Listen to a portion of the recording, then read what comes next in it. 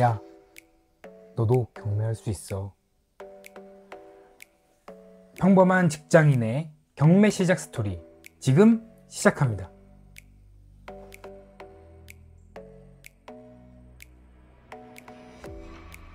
안녕하세요. 재테크왕에 도전하는 미스터 조입니다. 오늘은 제가 부동산 경매를 시작한 이유에 대해서 말씀을 드리도록 하겠습니다. 부동산 경매라고 하면 돈 참 많이 벌겠다, 그거 사람 내쫓는 거 아니야? 까지 참 많은 생각들이 드실 텐데요. 저의 부동산 경매를 도전하게 된 이야기를 차근차근 들어보시고 부동산 경매를 시작하는 데 고민이 되시는 분들에게 조금이나마 도움이 되었으면 좋겠습니다. 첫 번째, 첫 집 마련 이후 자존심이 상하다. 이전 영상에서 제가 첫 집을 마련한 방법에 대해서 말씀을 드렸습니다. 나름 투자적인 마인드로 접근하는 법을 배워 지금은 장모님께 감사하는 마음이 정말 크지만 사실 그때 시간을 돌아보면 그때는 뭔가 자존심이 좀 상하더라고요. 집을 구할 때 부동산에 대해 정말 문외한이라는 사실이 저에게는 참 받아들이기가 힘이 들었습니다. 가라 하면 가고 사라 하면 사고 약간 허수아비 아저씨 같은 그런 느낌이 들었거든요. 사실 모르는 게 당연할 수도 있는데도 괜시리 속이 상했었습니다. 두 번째, 이를 악물고 유튜브로 부동산 공부를 하다가 부동산 경매를 만나다. 이렇게 속이 상하고 그냥 끝났으면 아마 지금 제가 부동산 경매에 붙자도 몰랐을 거예요.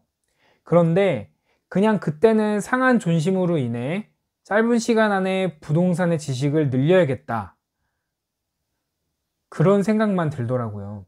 그래서 저는 닥치는 대로 공부하기 시작했습니다. 특히 유튜브를 통해 부동산 관련 영상을 정말 미친 듯이 시청했습니다. 저는 출퇴근 시간이 긴 편이었어요. 제가 살고 있는 쪽은 인천이고 회사는 청량리 쪽이어가지고 지하철로 최소 왕복 3시간이 걸렸는데 이 시간에 부동산 관련 영상을 보게 되었습니다. 특히 이 유튜브의 기묘한 알고리즘은 부동산 읽어주는 남자 채널을 추천해 주더라고요. 여기서 무료 경매 강의 49강을 만나게 되었습니다. 시간이 조금 지나서 가물가물하긴 한데 진짜 하루에 2시간, 3시간씩 봐도 일주일? 한 2주 정도 더 걸린 것 같아요. 이뿐 아니라 그 당시 정태익 대표님은 한창 유튜브를 통해 현재 부동산 교육 사업의 기반을 다지는 중이어서 많은 주제를 통해 영상을 올려주셨고 저는 그 모든 영상을 정주행하였습니다. 그러면서 자연스레 부동산 경매가 뭐지? 아, 이렇게 돈을 벌기도 하는구나. 그런데 이거 안 위험한가? 어떻게 시작하지? 하면서 다른 부동산 관련 유튜브를 더 찾아보게 되었습니다.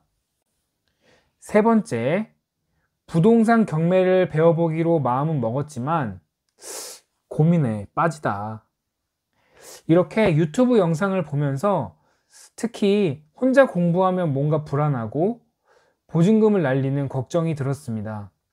그러면서 학원 같은 걸 가야 하나? 그런 생각이 들었습니다. 그 당시가 2008년 8월이었는데 경매를 배울 수 있는 관련 유튜버가 많이 없었습니다. 그 당시에 경매 교육을 다루는 채널은 부동산 읽어주는 남자, 부동산 메신저, 베프 옥션이었습니다. 저는 이 중에서 찾아보자고 마음을 먹었습니다.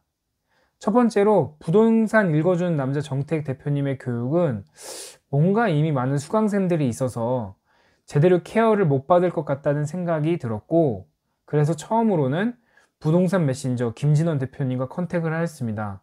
거기서 일일 특강 같은 걸 한다고 하여 제일 먼저 입금하고 찾아갔습니다. 가서 강의도 듣고 책도 사고 책에 사인도 받고 그리고 그 책을 또 지하철 타고 왔다 갔다 하다가 하루 만에 다 읽기도 하였습니다. 그러면서 마지막에는 교육 수강 상담 날짜도 잡고 했는데, 그러고 나서 상담을 했는데 뭔가 저랑 안 맞았습니다. 뭔가 갑의 위치를 좀 좋아하시는 듯한 좀 그런 느낌을 받았거든요. 물론 비즈니스적으로는 그런 자신감 있는 태도가 맞고 사람을 설득하는 방법 중 하나라고 생각이 들지만 저랑은 안 맞았습니다. 그러면서 마지막인 배포 옥션의 영상들을 보게 되면서 더 고민에 빠지게 되었습니다. 네 번째, 불현듯 부동산에 대한 상처가 떠오르다. 그렇게 고민하던 중에 불현듯 제가 중학교 때 받았던 상처가 떠올랐습니다. 바로 제가 살던 단독주택을 부시고 빌라를 올리는 재건축을 했던 때였는데요. 그 당시를 상기해보면 제가 중학교 2학년 정도 됐던 것 같아요. 20년 정도 전이었습니다. 나름 그때 저희가 단독주택이 한 40에서 50평 정도 서울의 서쪽에 위치한 빌라택이었고요. 외할머니하고 같이 살고 있었습니다. 집이 오래되고 우풍이 심해서 외할머니가 항상 춥다고 많이 하셨었어요. 그러던 중에 한 건축업자의 제안이 들어왔습니다. 옆집을 부셔서 같이 빌라를 올리자고. 저희 집은 부동산에 대해서 문외한이었습니다. 외할머니가 춥다는 것이 더 중요하였고 그 재건축을 한다는 것이 어떤 것을 의미하는 건지 몰라 승낙을 하였습니다. 그래서 그 결과로 20평짜리 빌라를 2개로 받았습니다. 그렇게 재건축이 일단락하고 지나가는 했습니다. 그런데 그때 문제가 발생했습니다. 세금이 대략 2천만 원 정도 나온 거예요. 그때 그 빌라 하나가 한 1억 초반대였거든요. 그때 어렸지만 귀뜸으로 되는 내용은 등기부등본에 8개의 집이 등록되어 있는데 그 모든 집의 주인이 저희 할머니였다는 거예요. 그래서 어린 마음에 그때 당시에는 세금이 그냥 많이 나왔구나 하고 집이 되게 어순했었던 걸로 기억이 듭니다. 지금 생각해보면 참 애통했고 그게 저에게 하나의 상처로 남아 있었습니다. 5번째, 이후 학원을 등록하고 부동산 경매를 시작하다. 여튼 이 저의 가구가 스쳐 지나가면서 무조건 해야겠다. 다시는 그런 업자들한테 안 당하려면 내가 알아야 된다 라는 생각에 정신이 번쩍 들었고, 경매로 배우면 이런 부동산에 대한 기초를 배울 수 있겠지 라는 생각을 하게 되었습니다.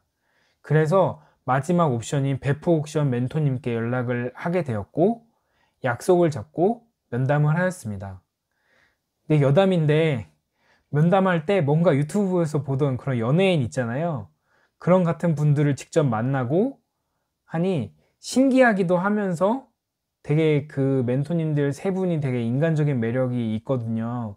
그래서 그런 부분에 끌려가지고 학원을 등록하고 경매를 배우고 지금까지 부동산 경매 입찰, 낙찰에 도전을 하고 있습니다. 이렇게 제가 부동산 경매를 하게 된 이유에 대해서 말씀을 드렸습니다.